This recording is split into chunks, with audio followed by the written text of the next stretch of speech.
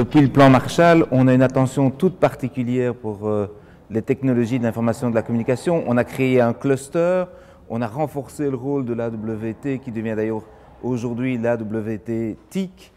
C'est très important et l'évolution va beaucoup plus vite que ce qu'on ne peut même le percevoir. Alors bien sûr, nous avons des smartphones, nous avons des tablettes, mais qui connaît réellement l'impact du cloud, des data centers et aujourd'hui du big data? Alors en deux mots, il faut vraiment accélérer encore le fait que les PME, les entreprises en général, se saisissent de cela et que d'autre part, tous ceux qui ont de l'innovation en tête puissent utiliser le big data pour de nouvelles applications économiques qui ramènent de l'emploi chez nous. On est vraiment heureux d'avoir et des sociétés informatiques, et le cluster, et l'infopôle, et les pôles de compétitivité. Parce que je pense qu'en amenant les pôles de compétitivité, on montre à quel point aujourd'hui les technologies de l'information et de la communication sont partie prenante du développement économique de ces pôles et des entreprises. Ça veut dire que c'est un mariage essentiel de l'ensemble de nos secteurs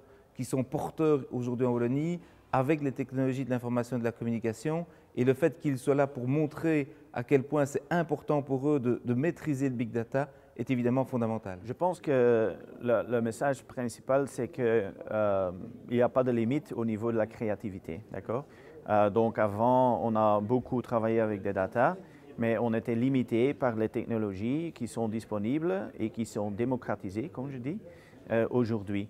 Donc cela veut dire qu'il y a beaucoup d'entreprises et beaucoup d'organisations qui peuvent faire, qui peut utiliser aujourd'hui le big data, hein, et qui ne pouvaient pas le faire en avance parce que technologiquement, ce n'était pas faisable ou financièrement, ce n'était pas faisable. Donc aujourd'hui, je pense que les idées sont illimitées et je motive toujours toutes les organisations d'être créatifs, de reprendre les idées qui existaient il y a 10 ans mais qu'on n'a jamais pu réaliser et qu'on peut réaliser aujourd'hui et par toutes les industries de transport, les industries médicales, les industries pharma, mais aussi au niveau de tout ce qui est client, donc le retail, la distribution en soi, n'importe quoi, quelle industrie peut en profiter aujourd'hui. Aujourd'hui, en fait, il y a des versets, donc on a des assets, comme on dit. Hein.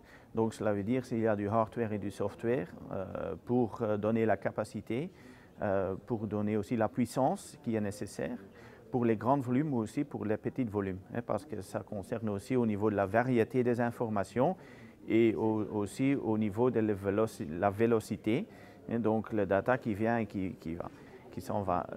Et en fait, on a le software aujourd'hui pour traiter tous les genres de données.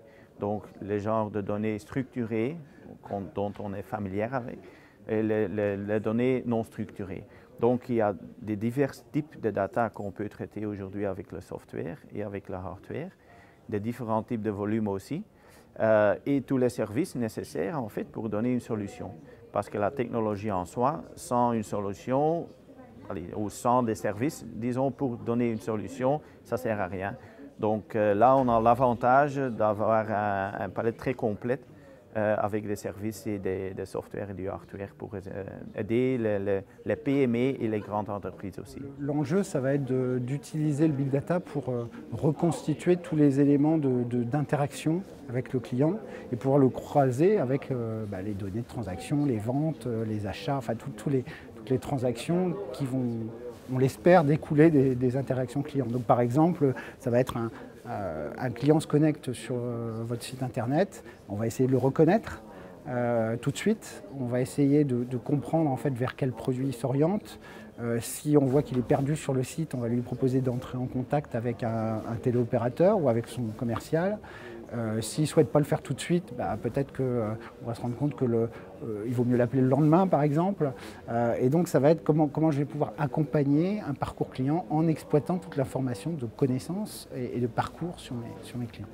Alors concrètement, cette organisation du Big Data, quand vous conseillez des entreprises, comment est-ce que ça se passe? Donc, si je suis un opérateur d'e-commerce par exemple, comment est-ce que je mets en œuvre concrètement ces technologies?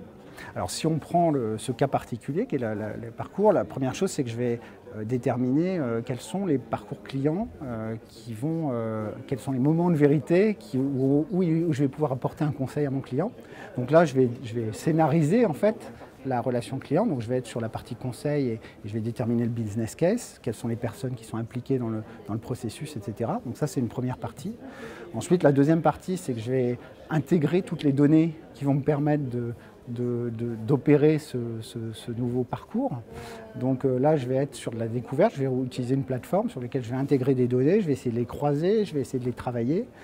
J'ai une troisième phase dans le même projet où je vais essayer de trouver des recommandations, donc appliquer des techniques d'analyse de données pour exploiter ces informations et en tirer du jus en quelque sorte. Et puis je vais exploiter ma plateforme et dans le temps je vais rajouter des données, je vais l'améliorer. Donc j'ai vraiment 3 phases, une phase avant le projet pour déterminer mes enjeux, une phase pendant le projet pour le mettre en œuvre, puis une phase d'amélioration continue.